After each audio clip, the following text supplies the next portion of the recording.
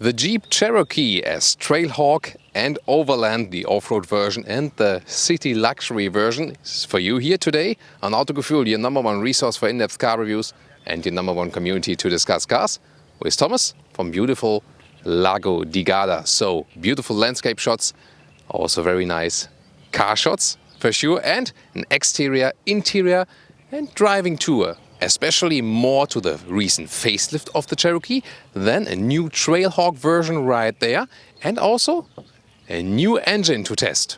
Everything in full HD, full screen and full length. Let's go!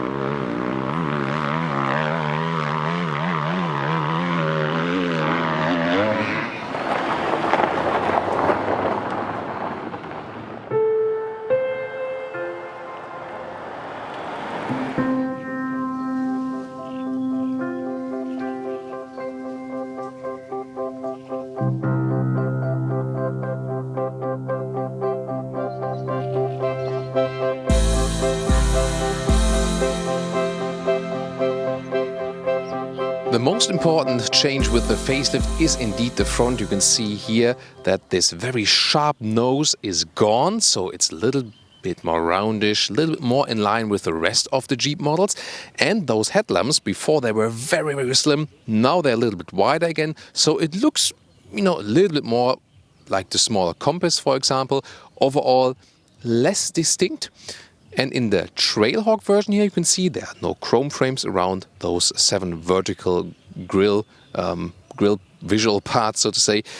It's all just in black. And again, the big contrast bumper right there. So everything here already in the front set on this off-road look. And you can also see somewhat of those black wheels already. So especially a nice contrast here to the red color we have right here today. By the way, technology-wise, LED is now standard. From the base model always comes with LED. And in the front of the Overland, which today stands for our civilized version, you can see everything is in vehicle paint, so not this off-road contrast as we've just seen with the Trailhawk. Which one is your favorite design-wise of yours? We'll show you more about that from the side and also the rear perspective. 4.62 m, 15'2" or 182 inches is the length of the Jeep Cherokee, mid-size SUV between the Grand Cherokee and the smaller the Jeep Compass. 20 centimeters of ground clearance approximately. This one here being the Overland version and this road, street, normal, civilized look. However, here with the biggest wheels, 19-inch. So this is the more the elegant approach. The color, of course, can be picked just freely, there's no problem. Then you can see the roof rails right there and chrome style around those windows. Overall, a typical Jeep look with this very upright shape and not too many design elements playing around with anything. Of course, here the wheel arches also painted in vehicle color, in contrast to the off-road look we see at the Trailhawk. The Trailhawk here is the off-road version. You can see it here with those plastic wheel arches. Very nice off-road look. I think it also does fit to the Jeep overall a little bit better. Also with smaller wheels, 17-inch. So although it is a high trim cost-wise, smaller wheels on purpose, because then you have more tire to work with. That will also give the ride on the street a little softer tone, whereas the bigger wheels will have a firmer ride. Also comes with an underfloor cover to protect you in off-road situations. It's of course not the purest off-roader as the Wrangler would be. The Grand Cherokee with the air suspension, you can also put it up. But still, if you have the Cherokee and want to go off-roading, the Trailhawk would be the version to go to. And of course, the red color here is of course, really attractive to hear. Always nice to be here, by the way, so special greetings today to all our friends in Italy. Here the Trailhawk at the rear, very interesting. You have this red towing hook. So we would say, yeah, not that you can be pulled out, that you can pull other people out, of course. Then you have a Trailhawk logo. And the exhausts are also a little bit different. You don't have those fake exhausts here. You have real exhausted in the lower end. Everything is done to increase actually also the approaching or descending angles. So everything optimized a little bit more for the off-road use. Again, fits a little bit more to the brand itself. Even though some might still just go for the Trailhawk for visual reasons. Yeah, but at least you know you can do a little bit more with it off-road then.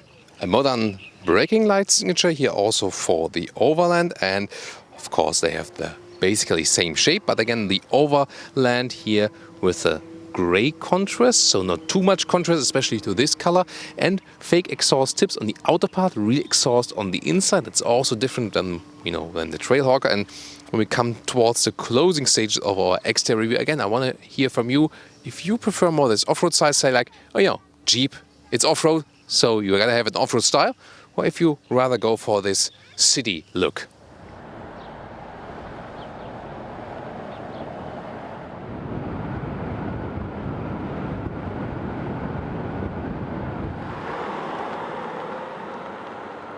As for engines, this is really interesting. You see how the front grille lifts up all the way. And then, for example, you can see some Easter egg here with the Willys MB, the silhouette, so to say. You find a lot of small Easter eggs all around the vehicle. That's always fun with the Jeep cars. And this is the big news. This is a 4-cylinder engine, 2 liter of displacement, turbocharged, 270 horsepower, and the fastest one for the Cherokee yet. 7.3 seconds to 1 kilometers or 62 miles an hour, or 7.6, a little bit slower than here for the Trailhawk, just because of the wheel size mainly. Well, and then this one here is the big news. We're driving to that one here today. But let me also sum up. There's also, especially for the European market, a 2.2 liter diesel. For the US market, you still get a 3.2 liter V6. That's now out of the European game because of those new testing cycles for the consumption and also for the emissions. And then you also get this 2.4 liter petrol engine, a little bit older one. But you also get the new one here, the 2 liter petrol engine in the US. So again, really looking forward how that one performs, both from performance and from consumption later on.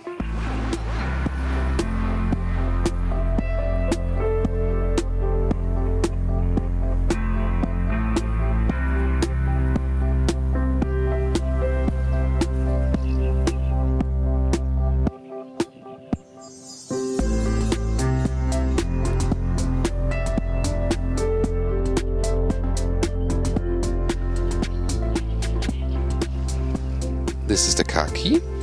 You can also use the keyless entry if you have that option, here to open, or just in here this button to close the car.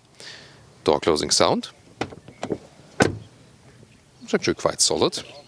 And then this one here, the Trailhawk, but the Overland looks almost the same, just the Trailhawk has here those red contrast stitches. Also soft materials at the inside of the doors here in the top part. And those ones here are also quite well done from the build quality. Other parts like those window buttons are just, let's say, basic. The space at the inside of the doors is also somewhat limited. And then the Trailhawk here has those rubber mats that you can clean them easier for off-road use. And seats would also start with fabric surfaces from the base. Therefore, I recommend the entry versions of the Cherokee, that you can also save some more money. The top trims usually then come here with the animal skin. Then Trailhawk has a stitching right there. That's a nice detail. And you can see, as for the steering wheel, very thick, off-roadish, and also with this since 1941 detail right there to remind of the Jeep heritage. Let's get inside, and I'm 1.86 or 6'1". And you wonder, oh, do I sit really far behind? Well, that's the thing. It's also a comfort feature. So when I turn on the ignition, the seat comes automatically forward. And in this case also starts beeping because the door is opened at the very same time. So in this case, I'll turn it on off once more. So as for the headroom, well, I would usually be sitting here, and there's not too much headroom, but still some left. So it's 1.90 meters or 6'2", it will still work. This one here also comes with a panoramic roof. It's an option or included in the higher trims. You can leave that out if you want a little bit more headroom. In general, you have already this upright seating position as you would expect from an SUV. And this one here, the Cherokee, the mid-size SUV in the Jeep model lineup, so a little bit bigger as the Compass, but a little bit smaller than the Grand Cherokee. So it's indeed somewhat in between, and that's also what you feel here from sitting on the inside. Steering wheel can be adjusted, by the way, in reach and height. It's just that this back here in the lower, upper end, and the whole mechanism, that's not that well done as for the build quality, just from the quality impressions it gives. You have a lot of parts which are very well processed, and then some other way you feel like, the interaction with the vehicle could be a little bit better. Interior overview, which is really defined by this central element right here. It houses the touchscreen, 7 inches base, 8.4 inch. This one here is the optional one that is available, and I'll soon show you more details to that. One interesting thing is that you have a classic climate unit for the temperature and for the vent strength when the car is running, but where the vents are coming from, you have to do it then inside the touchscreen. Also volume knob in the lower end. Top part here, however, is then soft materials, also then with the red contour stitches for the Trailhawk. Interesting additional cubby hole in the top part right there. The steering wheel is quite thick, and the ACC control, so an ACC is also available for this vehicle on the right side, whereas on the left side you control the central screen there inside the instruments. The instruments there are a mix of analog and digital. And in the very lower end you also have the off-road drive controller. We will go in depth also on those functions later on in an off-road driving part. And then the central screen, so where the vents are coming from, told you earlier, you have to pick it right here. And I have to say, even if you're in the lowest vent mode, it's actually quite loud in this vehicle, how the vents are actually, and then it's getting really loud, actually, but it's even dampened with our microphone here. The GPS is actually quite cool, because in the map you can have this nice lake or shore simulation here, right? And it's quite responsive too, so fast reaction, and it also let us quite well as for the guidance so far. In apps, you will have then also the Apple CarPlay or Android Auto available, and here in phone, you can also connect the phone. Bluetooth is also possible, and if I put in the reverse gear, you also have this rear view camera, and well, the resolution is not too good, but it does the job overall. So the system itself, it's actually quite straightforward. You can easily find your way through it, and so it's also a very good update for the vehicle. Here those instruments, you can see the middle part can be used, for example. Then you can also easily change from kilometers to miles.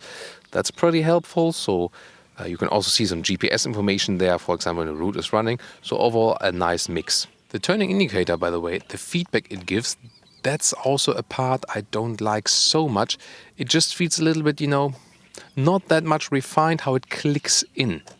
But then again, for example, those pedals you have here at the steering wheel, those feel very solid.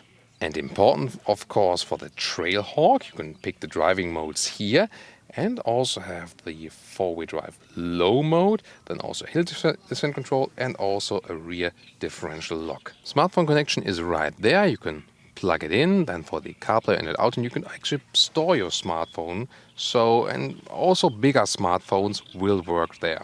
And you can see the opening of the panoramic roof here with a nice blue sky. So that leaves a lot of light in the interior, especially when it's open, and of course some fresh air.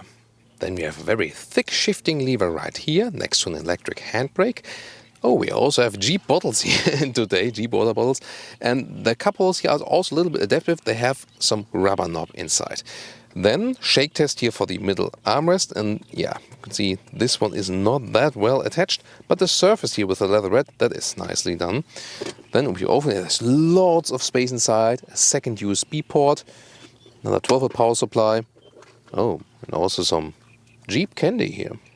Getting in the rear, first of all, what's good here, the door in the rear opens almost 90 degrees. That's good to get in and out, and also for parents to install child seats, for example. And there's also soft touch at the rear doors. We rarely find this these days. Then legroom, well, it does exactly fit right here when I'm driving. And yes, I let the ignition on, so the seat would be in the forward position. But headroom-wise, especially when you have this panoramic roof, that comes really close here because the rear seating bench is actually quite high, so I do hit the ceiling with my head. So if you're driving with taller people in the rear, you should rather leave out the panoramic roof in this case. The bench can be also slid forward and backward. That's a good option. However, for me, there's no real chance to do that. But if you want a little bit more trunk and then, for example, have child seat on there, that would be, a solution for that. So, and here you can also vary the angle of the seat. You can also sit a little bit more upright or a little bit further back for, more comfortable position. And ISOFIX at the outsides of the seats each. Sitting on the middle seat here is possible, and the all-wheel drive tunnel is also not too big. Still, it's a little bit stiffer from the bolstering in the middle part here, so you sit a little bit higher. And yeah, I feel somewhat cramped then in this case, but that will only be, for short waist memory. In the middle part, we also have this armrest with some cup holders, and here you can see it's better when the seats are a little bit more upright from the angle, then the cup holders are also more upright. In the lower part you have 2 more USB supplies with actually it's quite nice cover here. So again, it's this mix where some parts are really nicely done and sometimes you see like that doesn't feel so right. And the panoramic roof is especially good to enjoy here from the rear compartment. You can see all of it, and you can also of course open it.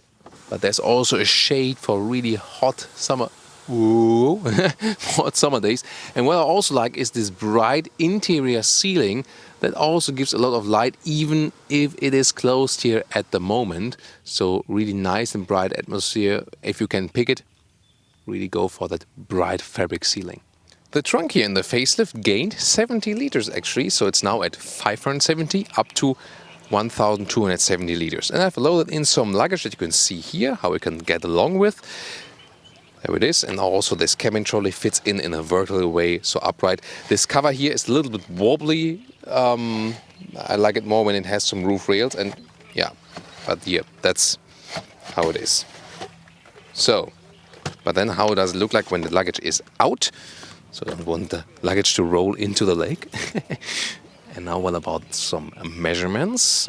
The length here is about 85 centimeters and the width is a little bit less than a meter. So that would be a meter here. So here a little bit less. That's not too good actually. Here you also have space for a replacement tire. That's important, of course, for off-road use potential. And then the height here, the maximum height is at 73 centimeters, and to just a cover is about just over 40 centimeters. Well, but when we flip the seats, well, what do we have here? We have a 12-volt power supply in the rear, but there's no possibility to flip the seats from here, so we have to go around and then use those latches we've shown you earlier right there. This one here is actually, you can connect this to the top parts of the head restraint.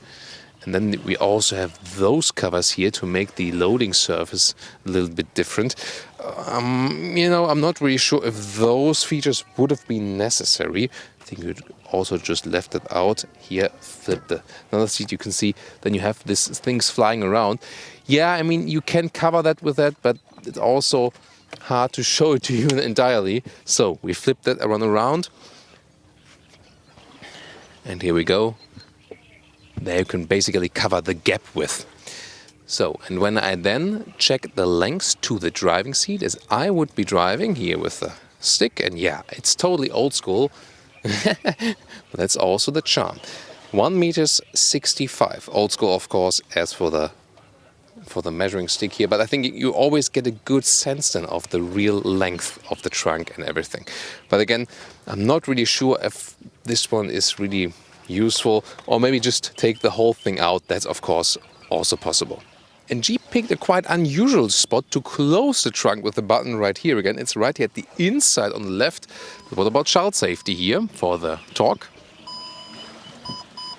Yeah, that's totally no problem, but you already saw that the trunk itself, it closes very, very slowly, so you have time to get away, and again, no one can get squished. Yeah, it takes time, but on the other hand, it's also then safe, especially for children. And a short look here at the Overland version, which has this wooden insert at the top part of the steering wheel and also a unique seat stitching right there. And none of the red contrast stitching, so overall not too different, but you can see some differences you can find.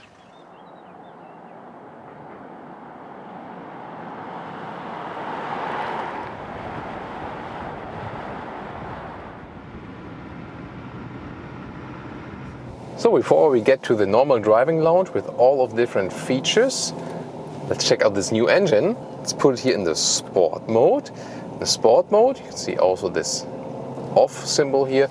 The stability control is drawn back a little bit and we can let it fly a little bit more and see about the performance of this engine, because this one is the strongest or the fastest, so to say, the fastest in acceleration engine here for the Cherokee yet in the lineup. Even faster than the so far V6 engine. Let's see about that. So the Cherokee is set out to be there, let's say a little bit sportier road SUV, but of course you still have this off-road suspension, which is quite soft. And also here in the Trailhawk version you have those 17-inch wheels with the semi-off-road tires, so it doesn't give you a stiff sporty experience at all. But you can see here from the engine, it is a decent performance.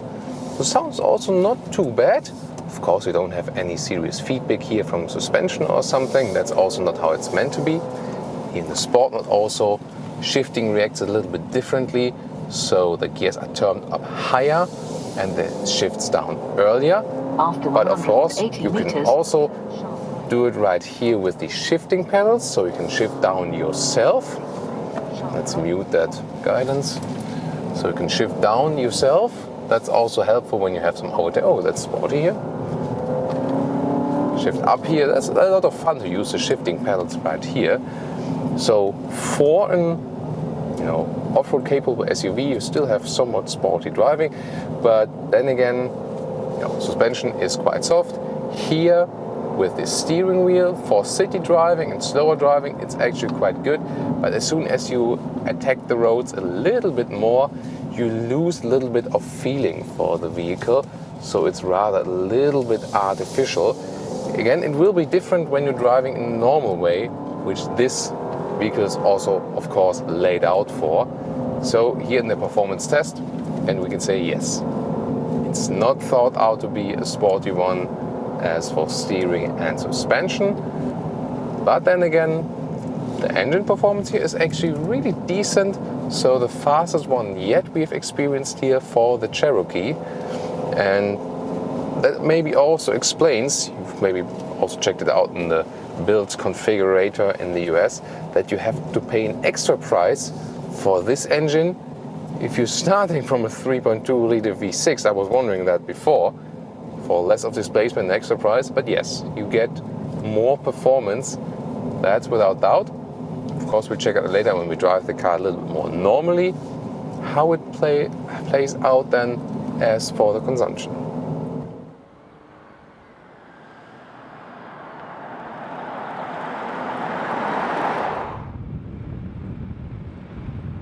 Welcome to Thomas's driving lounge with the Jeep Cherokee with the new 2-liter turbo petrol engine. And we are here at Lago di Garda, and at the moment in the southern part near Simeone. And of course we have a nice panoramic view because we start here with some city driving along the lake shore. Some shorter part right here, and then later on also some countryside where we give it a little bit more power. So first of all, as for the noise insulation, it's actually quite silent in here, especially at lower speeds. We'll check out later how it will behave in higher speeds. It's good that we have this new infotainment system, so I can see the map a little bit clearer than before. Also with the bigger screen that is available here in the Cherokee. And this engine also is actually quite silent when we keep it low revving. So this adds a little bit more refinement, especially at relaxed speeds. The steering itself, that the Jeep steering they are usually not that sensitive because they focus also on the off-road driving. And in off-road driving, you need a little bit more play with the steering wheel also as for the feedback than when the tires change on the ground, that you don't get, ripped all apart. But you do feel that the Cherokee here, steering-wise, is not set so much on the off-road side.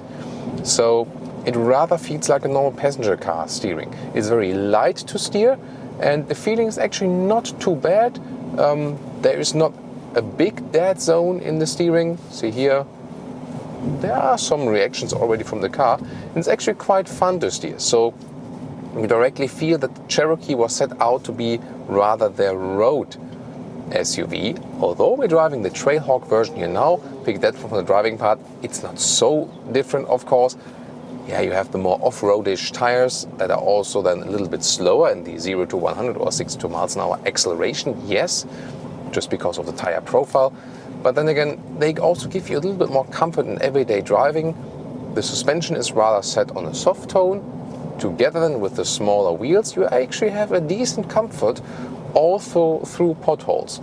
A difference to the Grand Cherokee would be that in a Grand Cherokee you can also have the optional air suspension, which is not available for the Cherokee or for the smaller brothers. But then again, with the soft normal suspension layout here, together with the smaller wheels, it's also a quite nice soft ride, and it's also what I would go for, either when you go for the Trailhawk or just in basic lower trim version of the Cherokee, because that makes more sense in the price performance level. So here again, when you go some right and left, it's actually quite fun. Although the suspension is soft, that's good. Then you have this upright seating position. Here in the Trailhawk also this, you have maybe seen it before, this middle part of the front hood is darkened out with a, with a foil. And the reason for that is it reduces, oh nice view here, definitely. It reduces reflections on the top of the hood. That's, meant for the off-road driving. Yeah, I mean, it's not that this car would be much reflecting on the front hood anyway, but why not? And it also gives another black contrast right here. In the front of us, by the way, colleagues who are with us here at the event with the Jeep Grand Cherokee at the moment, this one would be, what we had earlier with the Overland in the Cherokee. That would be, the according part to that. So it's also nice for you to have a Jeep then driving in front of us, and especially also one of the siblings here of the Cherokee.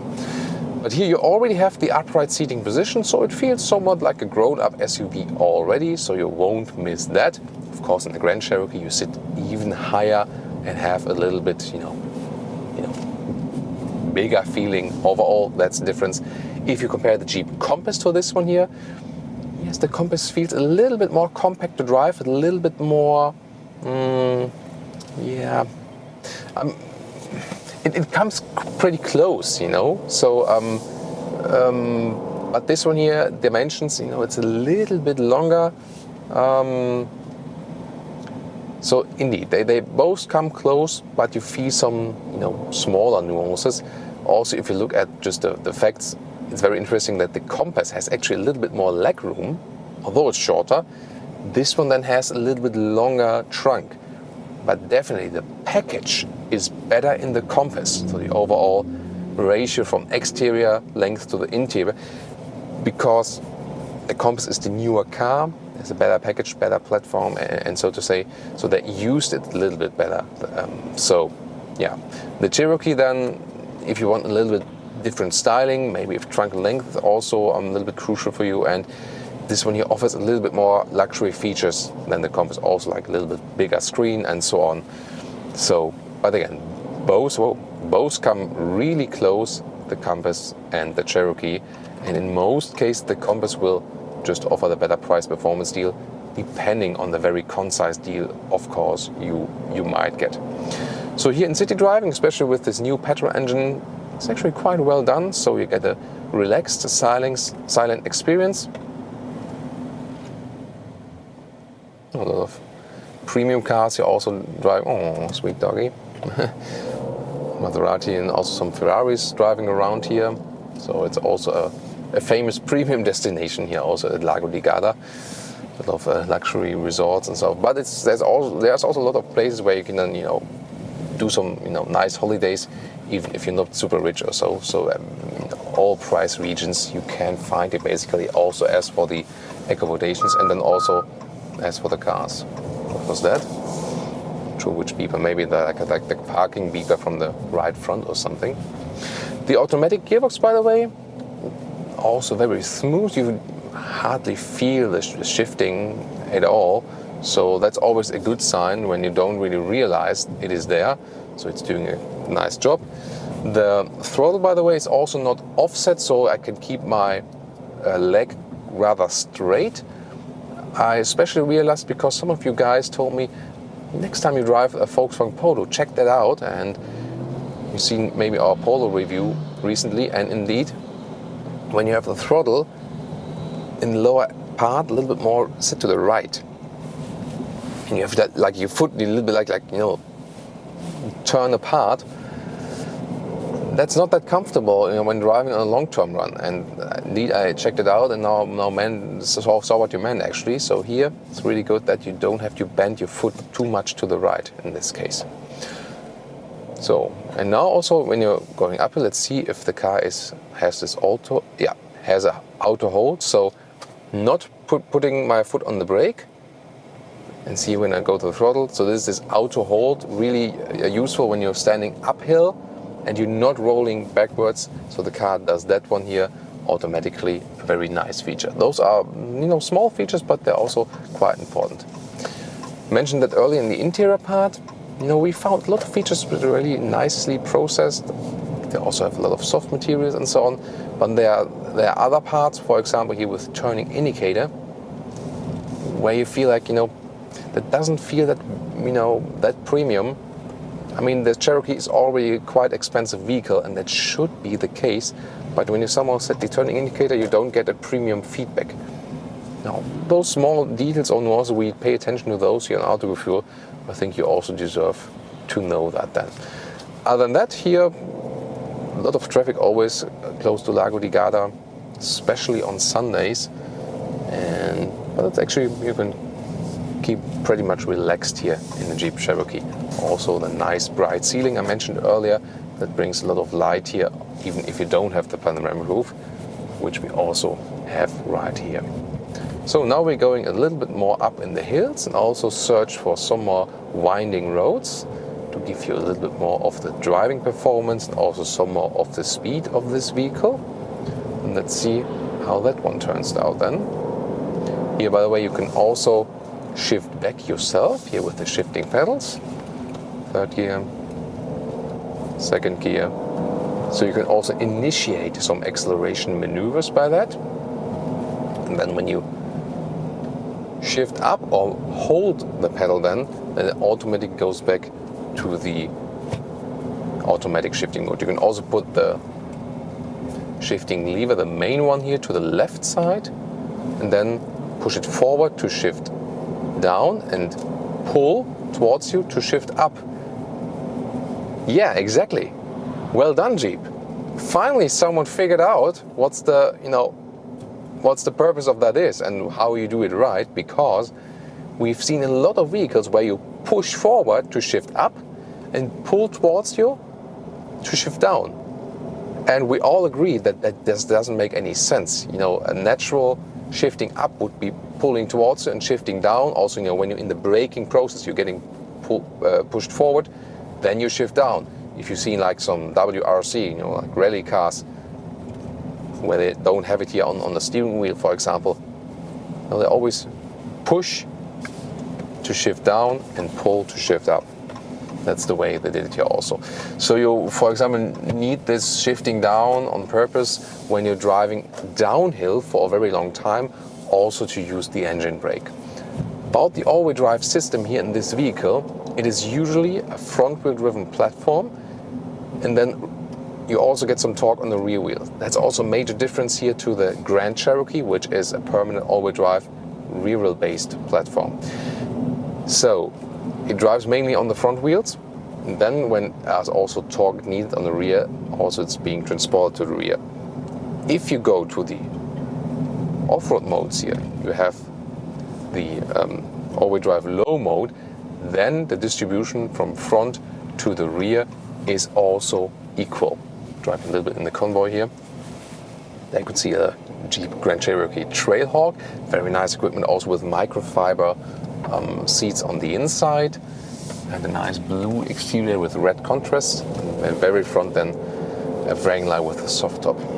That's our convoy here for today. Very nice setup here, right? So back to the all-wheel drive mode. And you also have a rear differential lock for off-road situations, but normally when you just keep it in road driving here, you would have it rather with the front wheels. You also feel that you're rather getting pulled from the front rather than getting pushed from the rear. But again, the more throttle I apply, the more torque is also being transported to the rear wheels.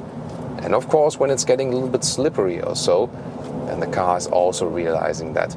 Also has some form of torque vectoring here installed, and since the facelift they also updated the rear transfer case, which is now a little bit lighter, so some updates also in the technology wise. And the Trailhawk here also back since, especially in Europe, since you have the 2-liter petrol engine now, because so far the Trailhawk only available with the 3.2-liter V6 then. That was not allowed anymore in Europe due to the emissions regulations. And instead of updating that one for European regulations, they kept it as it is for the US, and then introduced this new 2-liter turbo, which is the strongest now acceleration-wise. So get some really decent acceleration out of that. As I said earlier, 7.3 seconds to 100 kilometers or 62 miles an hour. Or 7.6 due to the different tires here for the Trailhawk. So a little bit slower, but you can surely still live with that. So I'll soon also show you some more of the acceleration. Before we get to some acceleration, you know, we've been cruising mainly, but also some city driving. And yeah, about the fuel economy, not really happy with that, because that's now at 12.5 liters on 100 kilometers.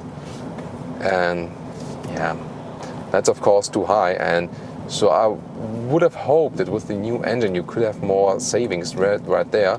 Let's see if we put the speed to mph, if it's also getting the... No, that's too bad. It's not putting it to the mpg. So I'll calculate that later than for the mpg figures. Or maybe when we're standing still, we can do that. No, too late. So I'll keep you updated with that later on. Especially for all your American friends who are mainly buying Jeeps, of course, biggest market. And very well selling still in the US. So, and here's interesting that we can set the speedometer to mph as well, or to kilometers per hour. And when you want to do an acceleration, especially good to shift down yourself before you do that, because then you don't have this shifting down kick down, so you do that yourself before, and that gives you a little bit better acceleration. So let's also go to the mph and do some starting from 30 mph. Go back to the second gear, hit the throttle. Oh, I'm sorry, cyclist, let me take over the cyclist first. So now 30 mph to, let's see how fast we get.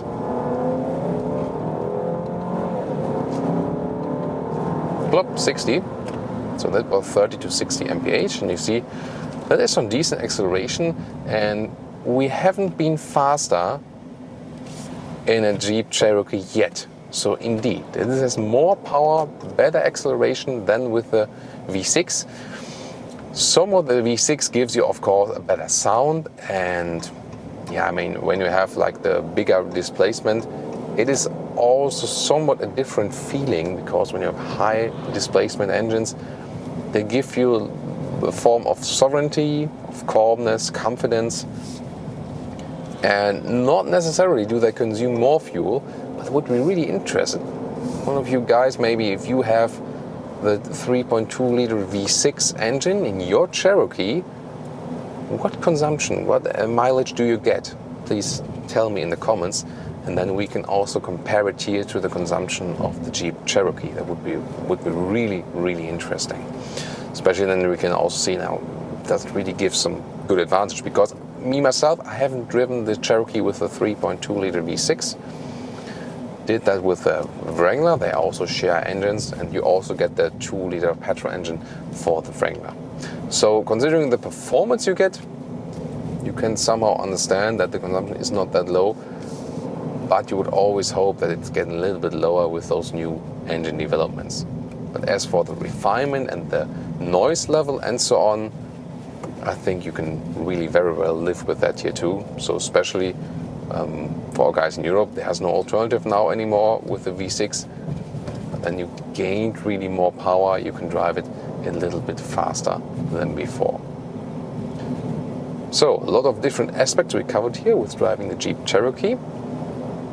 Let's see if we can get some other driving situations for you. But so far, I mean, it's overall quite positive. However, I really have to say that, you know, if you pick the Compass or the Cherokee, it doesn't make too much of the difference also in driving. So indeed, you can just take a look at the very concise offer you get at your dealers for that.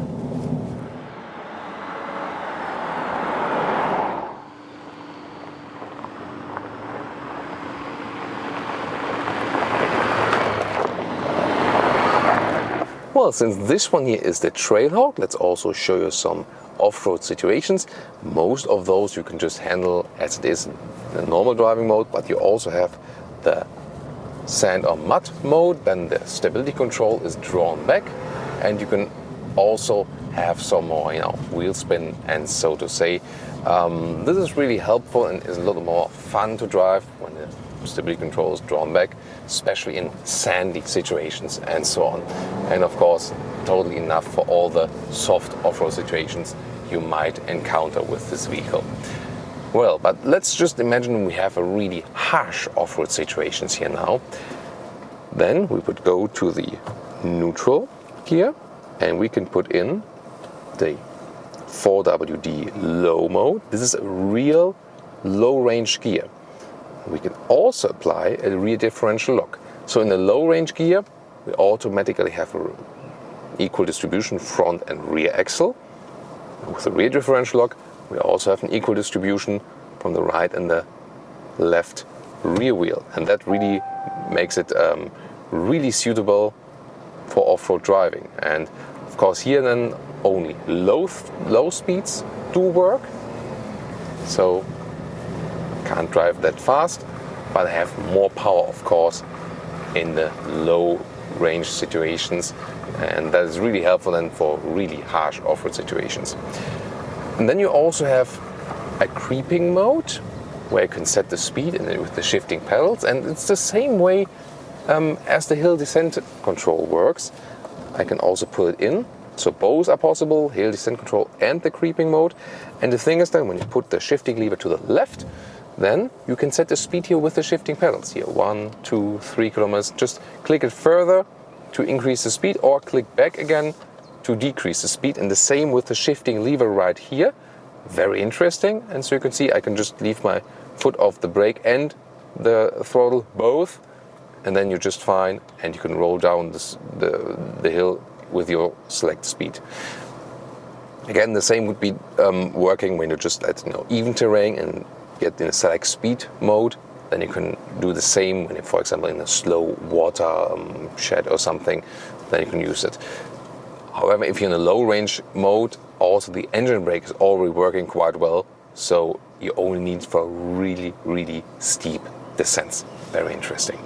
So, but for most cases, you just put out the stuff again, and you would start with the rear differential lock, disengage that one first. Sometimes it doesn't want to, then you have to drive, you know, put in the gear, drive a little meters further, and then go to neutral again and do it once more. And then you deselect the, oh nice, the 4WD, and then you're just free to go again. So we have deactivated that one now. And so we can drive a little bit faster again and enjoy some of this gravel road and off-road situations. Since this one here, I'll just put up the window. It's a little bit more silent here. So always close the windows when driving real off-road, of course. So here now the suspension, and it's really soft, and also due to the small tires, It's feeling quite nice in off-road situations, although we do not have an air suspension, so you have this soft off-roading ride still, and that of course makes sense then. So would you take the Cherokee off-road?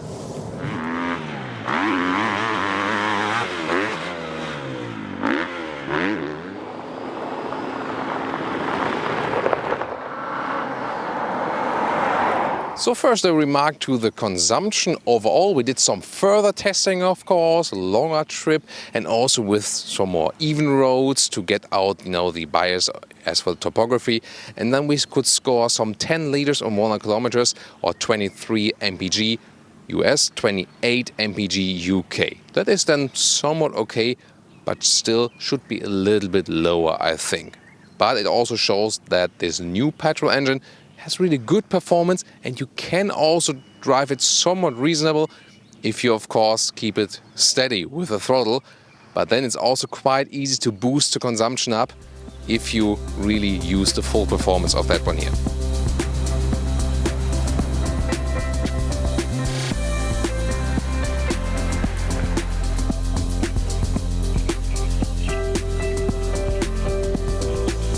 And now to our conclusion for today with the Jeep Cherokee.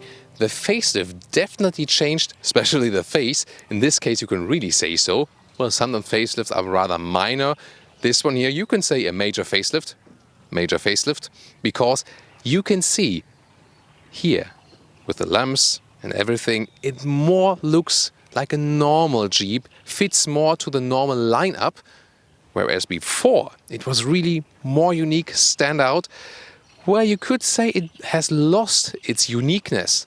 On the other hand, some didn't like this, very, very slim headline and this, very sharp front. So now definitely harmonized in the design. As for the interior, we've seen some light and shadow. For example, good that they use a lot of soft plush materials. Then again, some other detail finish that they could still work on. Good that they are with a facelift. You got the new infotainment systems, for example, and also, with newer, bigger screens. Works a little bit faster, and also a good Apple CarPlay or Android Auto integration. My tip would be to go for a low trim level. Then you have also some base fabric seats. Don't pay so much money, because there I also see a problem with the Cherokee. If you trim really high spec, then you reach some point where you could also directly go for a Grand Cherokee. So I would rather go for this one here, low spec, that you already have this mid-size SUV character, but still don't pay too much money for it. However, as for the space you have available, you have to say that the Jeep Compass would be the better price-performance deal. And as for driving, actually showed a very neutral setup, so you could very well use it for the road. Also a little bit of off-roading, that's also no problem, especially here for the Trailhawk. Also quite refined as for the noise installation and so on. It doesn't feel too different in driving as for the Compass, but it does feel very different to the Grand Cherokee. There you can also differentiate a little bit in driving. But here, also with the new petrol engine, is a very interesting choice if you're not going too many kilometers or miles per year as an alternative to the diesel. And although it has less displacement than this big V6, this one here is now the fastest engine in the lineup. So which one would you actually take, and which version would you go for? I'm an off-road guy, so also like 2 wheels, 4 wheels, and therefore I really like the off-road design. However then, as I said, a low trim would make more sense overall as for the price performance for the Cherokee. Thank you so much for tuning in today, and also please tune in next time or to our other Jeep reviews. We will also link a couple of those in the video descriptions and in the comments. Thanks for tuning in. See you next time.